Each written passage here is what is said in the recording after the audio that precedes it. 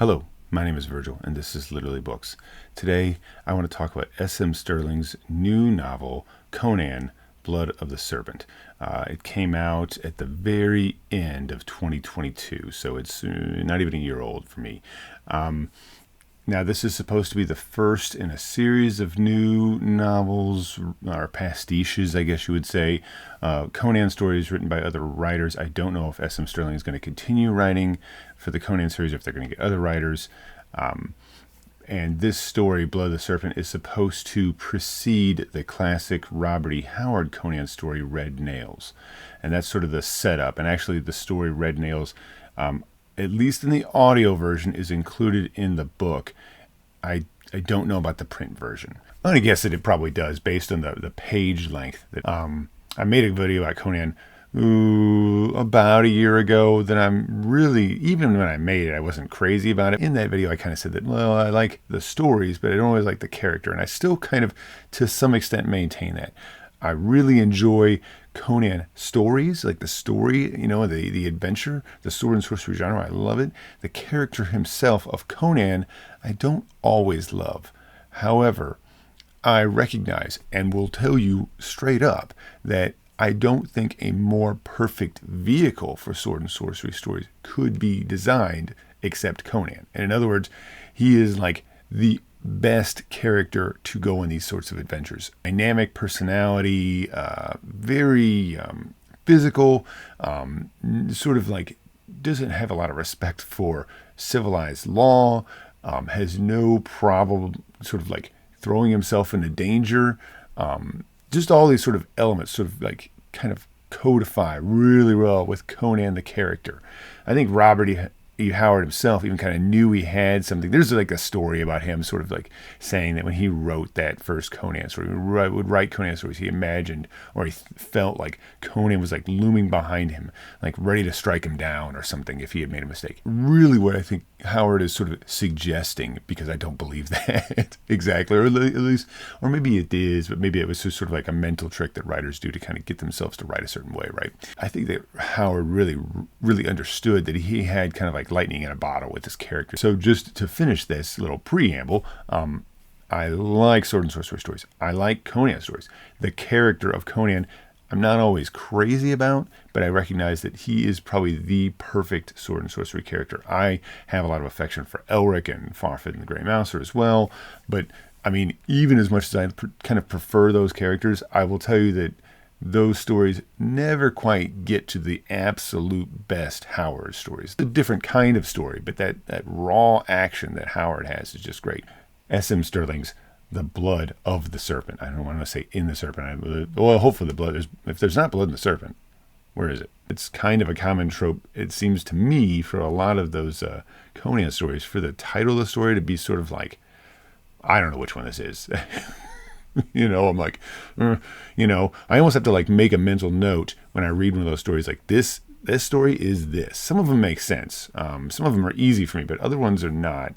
The Conan that S.M. Stirling is writing about is not the same Conan that Robert E. Howard writes. The reason I feel like that is because the Conan here feels a little bit world weary, and especially at the beginning, a little jaded. And there's definitely like a slower pace sort of to the entire story. Even the action is not whip snap like Howard's writing. Okay, and it'd be unfair of me to critique Stirling's writing and saying it's not like some other writer. Well, that's obvious. That would be kind of a ridiculous statement. Having read the Howard stuff, I was not as interested in this variety of Conan. Now, if this was my first Conan story, and I think it would be an okay introduction, I think I would have the wrong impression of Conan. I think one of the essential differences is that, and this is sort of like only when I finished it and I started thinking about it, thinking like, what is the deal? What is the difference here? We get a lot of inner dialogue. We get a lot of Conan like analyzing someone else's actions and critiquing them, like, oh, this person's a skilled sword person, or oh, we need to do this, or like kind of like thinking things. And you get a lot of like Conan's inner thoughts. If you read Howard, there's very little of that. Conan almost never gives you an internal dialogue. Howard almost never does that. Conan either says nothing or he says what he's thinking. And that's interesting. I think that's in part, I think that reason is part of the reason why those stories, those Howard stories, are so dynamic. Those original Conan stories have all this energy because Conan never thinks a thing and you hear what he thinks. He just says it, or he doesn't say anything. And it's implied based on his expression or a gesture or something. Because if you think, I don't know, oh, that guy's a jerk, right? And you think that, well, in a story, like nothing is really going to happen from the character thinking that, other than you now understand how that character feels about this other person. But if it was Conan, he'd say, "You're a jerk." That's not something Conan would say, but you get the idea. And there's a big difference because when you say it out loud, either Conan is like making a definitive statement. He's not just saying, "I feel like you're a jerk." He's like saying, or even if he says, "I feel like you're a jerk," he's just saying it. That seems like the most bizarre word to put in Conan's mouth. I feel like you're a jerk. Anyways, but he's like saying it, and that speaking out loud has a power to it. And so Conan always says these things. He's always speaking. You don't get to hear him think about it. He just says it. And so either he's making he's making that concept very definitive. He's putting he's kind of solidifying or making it very concrete. Or in addition to, someone with him will say something and hear him either agree or disagree, or the person he's saying it about is going to get upset. And so something will come of that. And it might be right then and there because the guy hears him. The reason that those Conan stories move so quickly is because Conan doesn't internalize that dialogue. He doesn't think like, oh, this guy's, I don't know, what would Conan say? What was something Conan would say? I don't know, these guys are weak. He'd be like, you guys look pretty weak.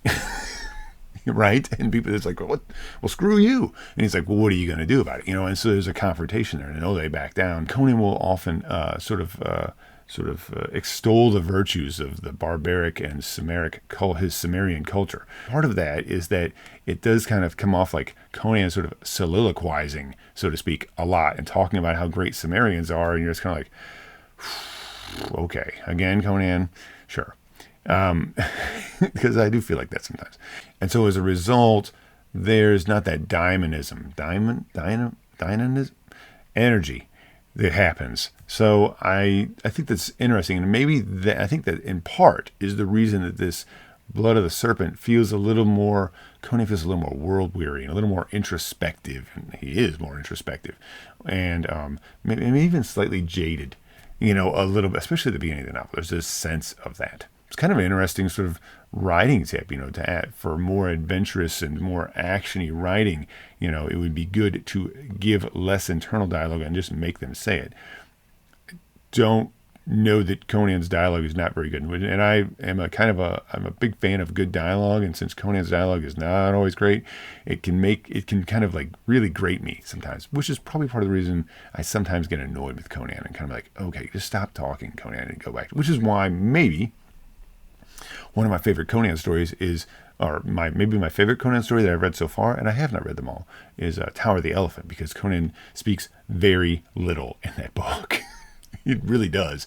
You get very little, it's a young Conan, you get very little vocal interaction with Conan and other people, not a whole lot of dialogue in that book. Conan and Valeria are the two main characters in the Conan story, Red Nails, written by Robert E. Howard. So this is a preamble to it. So this is sort of like Conan and Valeria's first meeting, because in the beginning of Red Nails, they know each other. Conan is in this sort of bar, inn, tavern, whatever, and Valeria comes in, and some guy tries to force himself on her, and she, basically beats him up but doesn't kill him. Through a series of events, Valeria gets in some trouble because of people kind of trying to come after her, and she's very tough, and she won't allow that, so she rebuffs these sort of advances in a very violent way, because she was approached very violently, and she gets a little bit in trouble. So Conan and Valeria are sent out on this scouting mission, essentially this mission away from the city, so that they won't get in trouble, because this guy that she beats up essentially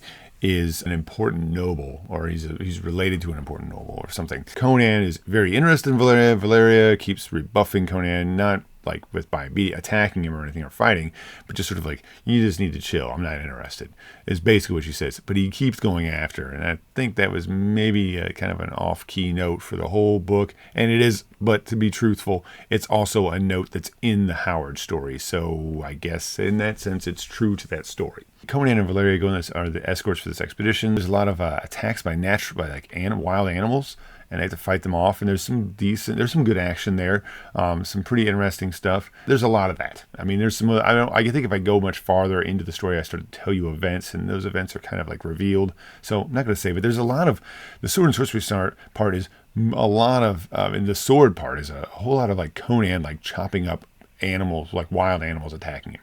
There's not. There's a couple what I would think of as like loose threads or like strangely introduced elements, like elements of like supernatural things that are kind of like presented and say, here, look at this. And it's like, oh, that's interesting. And then it's like, well, and we're done with that. And we're not going to deal with it anymore. Okay. The story is like just a series. It kind of reads like something that you would see in a Robert E. Howard story, but it felt aimless. Climax of the story was like moments before the book ended, and then it transitions into the Howard story, Red Nails. And so it kind of felt like the book meandered a bit, or didn't really, like, it's just like this is just a recounting of different, like, of sort of like a collection of exploits that Conan went on. Not like a short story, it's a novel for sure, but it just felt like, to me, it didn't seem to, I don't think it would have stood on its own. And on its own, it would have felt like a kind of unsatisfying story, because there wasn't like this climax of events that happened. The story felt a little bit like it was sort of like pandering maybe to a market of youth who have played like Sword and Sorcery-esque video games, or who knew Conan from comics, and sort of pandering to them to an extent, and not really sort of like doing something interesting instead. Sort of like giving them what they want, or what they expect, instead of like doing something interesting. Now, Conan isn't the IP. And it's very likely that there was some oversight on the novel about what was wanted to happen. Like, we want this to happen and not this, and this is how we want it to go. So I don't know that Sterling had complete creative control. And so he might have had to work in a framework, and depending on who you are as a writer, that might have been very difficult for him, or might have limited his ability to tell a satisfying story, to build a satisfying climax, a satisfying arc.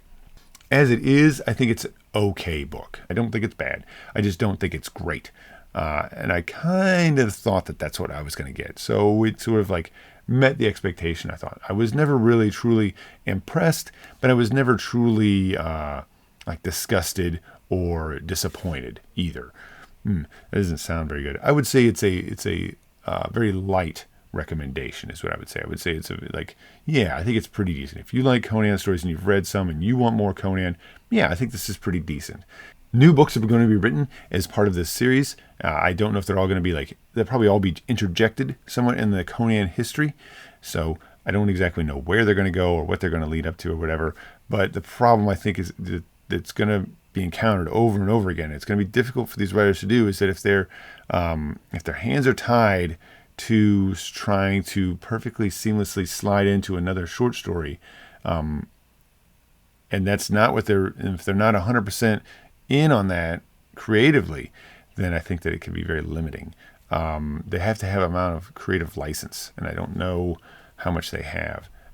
To me, it felt like the story could have been better if it had been if we didn't exactly know how it attached, or if it was just sort of like at the very end of the story that attachment started to happen. I think that would have panned out as a more interesting, story. Sterling could have wrote this story, sort of like done whatever he wanted, and then sort of patched it on at the very end. Decent.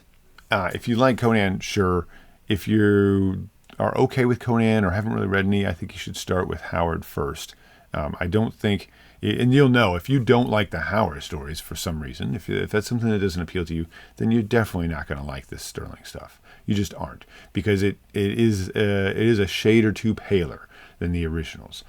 And I've actually not even read all the Conan stories. So And then in saying that, I plan to and would like to go back and read all the Conan stories one at a time and sort of like talk about them. It is a little surprising that you don't see very many people writing sword and sorcery fiction that can match this. Now I say this. Now, maybe you still want to read some Conan, and maybe you're kind of shaky about this Blood and the Serpent. Well, I have a recommendation for you. I picked up this periodical, Savage Realms. Now, when I saw it, I thought, this cover is like super, super cheesy. It's like really, it looks kind of hokey 3D animation. Not very often that I finish a book or a story or a series of stories especially. I think there's 4 stories in there and think that was a lot of fun. And that's exactly what I thought when I finished this. I asked you to get the next one. That was a lot of fun. I have yet to read the 3rd one, but I'm going to guess that one's also going to be great. When you think, man, I wish there were more Conan stories, this you should read this then. And it's that simple. You should read this. The variety was very interesting. It was very true to the genre. It's very much a fan of it, and very much in the tradition of Howard. In fact, I think that if you like Robert E. Howard's fiction, I think you'll like this stuff. I'm not going to go on much more, except to say that this first volume right now is free. So if you even like Conan a little bit, just go get this and just see. If you don't like it, well, it didn't cost you anything. Enjoy yourself out there. Try some Sword and Sorcery. Appreciate your time. Thanks for watching. I don't have anything really great to say apart from, I don't know, bye Crom. Should I say bye Crom? My name's Virgil. This has been Literally Books. Bye.